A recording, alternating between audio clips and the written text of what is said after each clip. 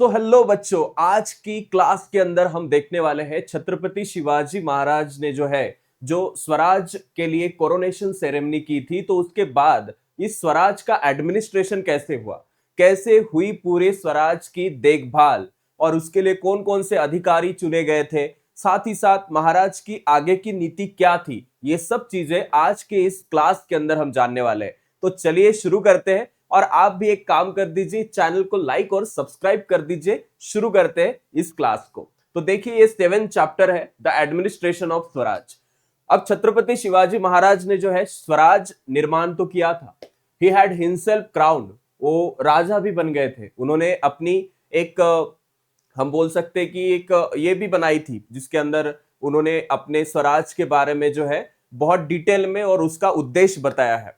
साथ ही साथ आपको कोरोनेशन के बाद महाराज की जो अगली स्ट्रैटेजी थी वो थी दक्षिण दिग्विजय। मतलब महाराज अब दक्षिण की तरफ आगे बढ़ रहे थे और आगे उनका यही था कि वो उस एरिया को भी अपने अंदर कॉन्कर करे। साथ ही साथ the Swaraj expanded comprising large areas of Nashik, Pune, Satara, साथ ही साथ Sangli, Kolhapur, Sindhudurg, Ratnagiri, Raigad and Thane districts of Maharashtra. तो इतनी सारी चीजें महाराज के स्वराज के अंदर आती थी और ये एक्सपांशन महाराज जी ने किया था। It also includes parts of Andhra Pradesh. इसके अंदर आंध्र प्रदेश का पार्ट आता था, साथ ही साथ तमिलनाडु की स्टेट्स आती थी। साथ ही साथ to ensure the smooth management of the affairs of the Swaraj and to ensure people welfare, Shivaji Maharaj set up an efficient administration and we shall get some information about it in this chapter. तो इतना सारा manage करने के लिए उतनी अच्छी administrative system चाहिए। आपको पता है हमारा देश मैनेज करने के लिए भी बस पीएम काम नहीं करते, उनके लिए जो फाइनेंस मिनिस्टर होते हैं अलग होते हैं, होम मिनिस्टर अलग होते हैं, सबका काम अलग होता है, डिफेंस मिनिस्टर अलग होते हैं। ऐसे ही छत्रपति शिवाजी महाराज की एडमिनिस्ट्रेशन के अंदर, राज्य के अंदर ऐसी बहुत सी चीजें थी।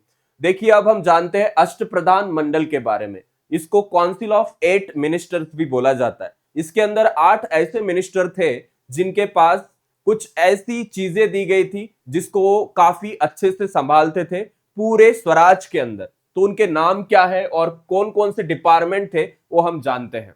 At the time of the coronation, Chhatrapati Shivaji Maharaj appointed a council of 8 minister. The administration was divided into 8 departments.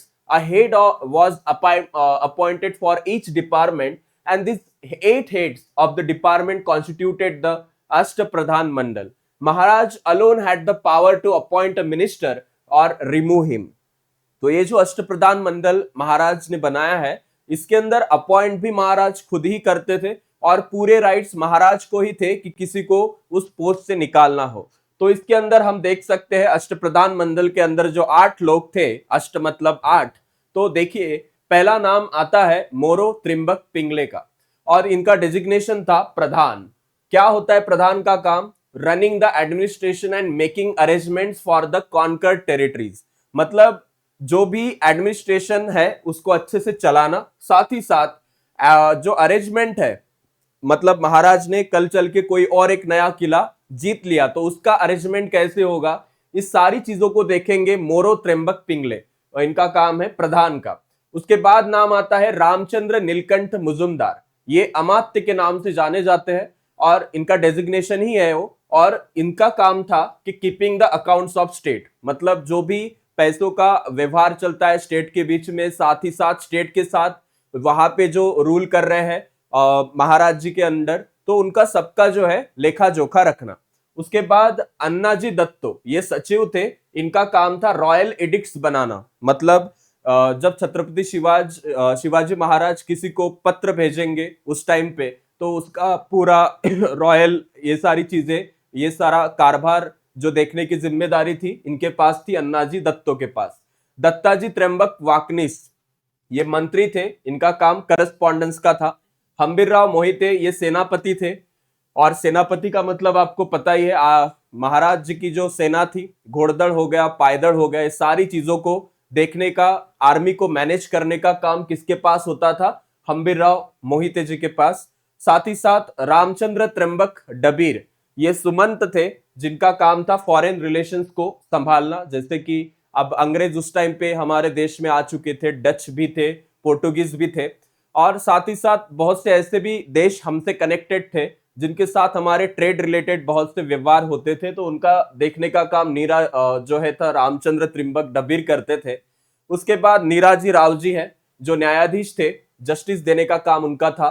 Moreshwar पंडित राव, ये पंडित राव थे, ये रिलीजियस मैटर्स को हैंडल करते थे। तो ये थे 8 मंत्री। इनके पूरे नाम, इनका कार्य आपको पता होना चाहिए, साथ ही साथ इनकी डेजिग्नेशन क्या थी ये भी आपको पता होनी चाहिए। उसके बाद the ministers were answerable to Maharaj for the administration of their respective department। ये तो आपको पता ही है। Shivaji Maharaj selected the council on the basis of their merit and achievement। जिन्होंने ये काउंसिल महाराज जी ने जो बनाई है, बेस ऑन मेरिट बनाई है, उनके कार्य के आधार पे बनाई है, उनके अचीवमेंट पे आधार के ऊपर बनाई थी। जैसे he did not give them जागीर्स, वतन और गिफ्ट और fiefs, they were paid handsome salaries instead. इनको कोई भी ऐसी जहागिरी नहीं दी जाती थी किसी जगह की, ना ही उनको वतन दिया जाता था, उनको बस एक बहुत अच्छी सैलरी दी जाती थी। ओके, अब यहाँ पे द पॉलिसी रिगार्डिंग एग्रीकल्चर, महाराज जी की एग्रीकल्चर रिगार्डिंग पॉलिसी कैसी थी तो उसको अब हम समझते हैं। तो देखिए, agriculture was the main occupation in village, we all know, and in our whole India. Maharaj knew the importance of agriculture and that's why he paid attention to the welfare of farmers. He entrusted the responsibility of organizing the land revenue system to his capable and experienced office bearer Annaji Datto. तो ये एक उस time पे agriculture को बहुत ज्यादा importance था and उस समय पे कुछ अच्छी एग्रीकल्चरल पॉलिसीज प्रजा को मिले, इसलिए अन्नाजी दत्तो के अंडर उन्होंने एक बहुत ही अच्छी क्या बनाई थी, लैंड रेवेन्यू सिस्टम बनाई थी। ये ब्रिटिशर्स की तरह नहीं, हमने इससे आगे की क्लासेस में आपको पता चलेगा कि रैयतवारी, महालवारी जैसी बहुत सी क्रूएल टाइप की जो है पॉलिसीज लाई थी अंग्रेजों ने भारत के अंदर। तो उससे अलग है महाराज जी की policy. He warned the officers that they should not collect more revenue than the amount that was fixed। कोई भी अमाउंट को जो है टैक्स को कलेक्ट कर रहा है एग्रीकल्चर के, तो 1 रुपया भी किसान से ज्यादा ना लिया जाए, इसका ध्यान रखा गया था। He encouraged the peasant to bring uncultivated land under cultivation if the crop was lost due to excessive rain or drought, or if an enemy army had devastated the area of village, remissions were granted in land revenue and other things like किसी भी किसान का जमीन खराब हो जाती है drought की वजह से, फ्लड की वजह से या फिर हेवी रेन्स की वजह से, तो उसको पूरा जो है उसका रिम्बर्स किया जाता था उस टाइम पे, और कोई भी तरीके का टैक्स नहीं लिया जाता था। साथ ही साथ महाराज आज instructed his officers to provide peasants with bullocks, plug and good seed for sowing। महाराज खुद ही किसानों को अच्छी तरीके से जो ज्यादा प्रोडक्टिव टाइप के बुलक्स है वो प्रोवाइड करते थे, प्लग्स प्रोवाइड करते थे, नांगर हो गया, ये सारी खेती से रिलेटेड चीजें, एंड गुड सीड भी प्रोवाइड करते थे। विलेज इकोनॉमी कैसी थी उस टाइम पे, तो agriculture was the backbone of rural economy. In village, many occupation developed. To supplement agriculture, artisans in the village produce goods and fulfill the needs of local people। Artisans कौन होते हैं, तो जो खेती नहीं करते लेकिन इनके पास कारागिरी का काम होता है। जैसे गांव के अंदर आज भी हम देखते हैं कि हमें लोहार, सुतार, कुंभार ऐसे छोटे छोटे आर्टिसंस देखने को मिलते हैं जिनका उल्लेख जो है आगे चल के या उस टाइम पे बलूतेदार करके किया जाता। तो गांव को चलाने के लिए उनका बहुत बड़ा रोल था। तो इनके अंदर village was a self sufficient unit. Farmers gave a definite share from their produce to artisans and this share was called baluta. तो आर्टिसंस को, जो भी गांव के जो खेती करने वाले लोग हैं, इनके सारे काम करते थे, इनको आर्टिसंस सपोर्ट करते थे, लोहार, कुंभार, सुतार, सांभार, शिंपी वगैरह। तो उनको जो किसान जो प्रोडक्ट निकालते थे, प्रोड्यूस करते थे, उसका कुछ हिस्सा इन लोगों को दिया जाता था, उसे बलूता बोला जाता था। Trade and business, Maharaj knew that a kingdom does not prosper without an increase in trade. Merchants bring novel goods as also certain necessities into a kingdom. Goods become available in plenty. Trade proffers adding to wealth, and the view that Maharaj took a merchant is seen in the Anjapatra, where merchants are described as follows. Merchants are the ornaments of kingdom and the glory of king. जब महाराज जी कहते हैं trade के बारे में, जो भी यहाँ पे मर्चेंट आते थे या शिप से आओ, उस टाइम पे शिप ही थी, तो बाहर से देश से कोई आ रहा है तो शिप से आता था, बाकी ऊपर से तो लोग डर जाते थे। बाद में महाराज जी का शासन जब शुरू हुआ, मराठा साम्राज्य, तो ऊपर से लोग आना बंद हो गए थे, बस ट्रेड के लिए लोग आते थे जो कि शिप से आते थे। और महाराज जी क्या कहते हैं मर्चेंट्स के बारे में, उनको ऑर्नामेंट्स कहा है, मतलब राजा के अलंकारों से तोला गया है छत्रपति शिवाजी महाराज ने मर्चेंट्स को, जो ट्रैवल करके ट्रेड के लिए आते थे। It was policy of Maharaj to protect industry. An excellent example of this is the salt industry. He protected the salt industry in the Konkan. At that time, traders imported salt from the Portuguese territory and sold in Swaraj. That affected the local trade in Konkan area. So Maharaj charged heavy duty on the salt imported into Swaraj from the Portuguese territory. The intention was that the salt imported from the Portuguese territory would then cost more, and as a result it import and decrease and sale of the local salt would increase.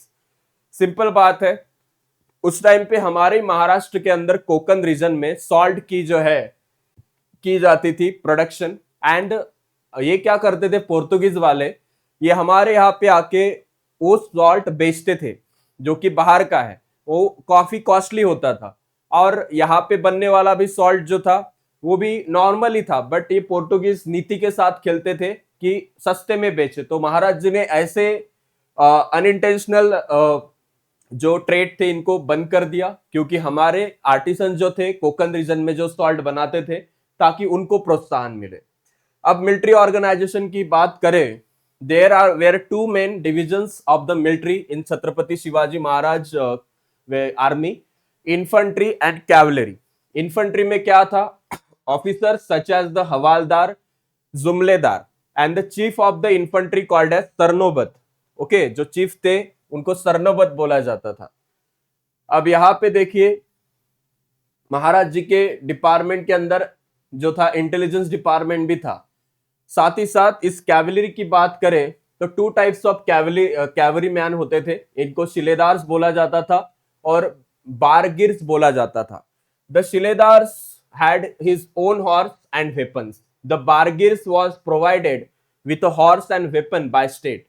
In the cavalry, bargirs were more in number, and the rank of the cavalry officer were similar to those of the infantry officer. The highest officer in the cavalry was the Sarnobat. Netaji, Palkar, Prataprao Gurjar, Hambirrao Mohite were some of the famous Sarnobats of the cavalry. तो cavalry और infantry में simple फर्क है। Cavalry के अंदर बहुत लोग हैं और यहाँ पे इनका मैनेजमेंट भी काफी सुपेरियर है, बट इनसे भी हायर ऑफिसर होते थे जिनको इन्फेंट्री में डाला गया था। अब इंटेलिजेंस डिपार्टमेंट की बात करें तो it was necessary to protect the swaraj from enemies. So internally सारी चीजें अच्छे से पता होनी चाहिए, इसलिए एक इंफॉर्मेशन इंटेलिजेंस डिपार्टमेंट उस टाइम पे था।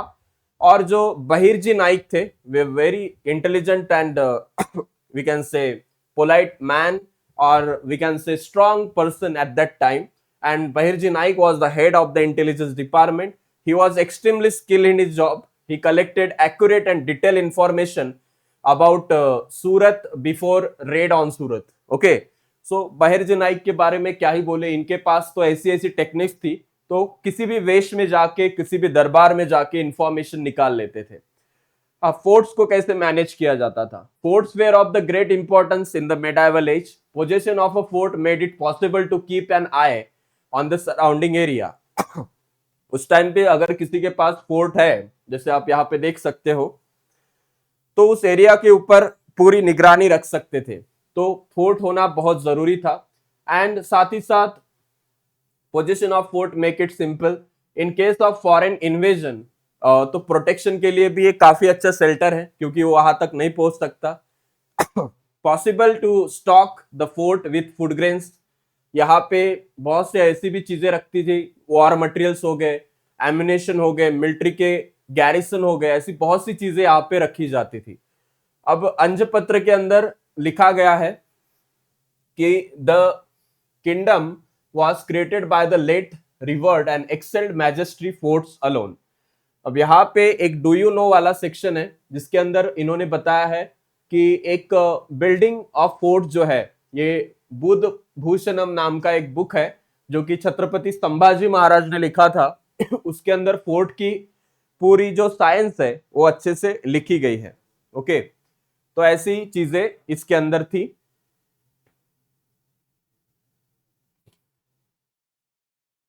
इसके एक्सरसाइज भी काफी सिंपल है, will do it, 1 second. Sea forts भी इसी तरीके से मैनेज किए जाते थे, जिनके अंदर आपको गुराब और गैल्बर्ट नाम की 2 शिप्स दिख रही है, जो कि महाराज जी ने जो है ये की थी। साथ ही साथ एनिमीज और ये सारी चीजों के अंदर भी स्वराज का बहुत सी एरिया से भी कंट्रोल होता था कि यहां से कोई आक्रमण ना कर दे, और ऐसी बहुत सी चीजें उस टाइम पे हमें देखने को मिलती है। तो काफी अच्छा और एक सिंपल चैप्टर है। अब आपको कैन यू टेल में पूछा गया है, काउंसिल ऑफ 8 डिपार्टमेंट को क्या बोलते हैं? कौन कौन बताएगा? बहुत सिंपल है, अष्ट प्रधान मंडल। बहिर्जी नाइक कौन से डिपार्टमेंट के हेड थे? Intelligence. Sea fort build by Maharaj near Malvan, ये कमेंट बॉक्स में डालिए। और after the war material on the fort, यहाँ पे क्या क्या रखा जाता था? ऐसी सिंपल सिंपल चीज है इस चैप्टर के अंदर है, जिसको आपको पढ़ने में भी मजा आएगा, और महाराज जी का इतिहास है तो आपको इससे बहुत सी चीजें भी सीखने को मिलेगी। So thank you so much students, मिलते हैं अगले वीडियो के अंदर। तब तक के लिए चैनल को लाइक, सब्सक्राइब और शेयर करना ना भूलें।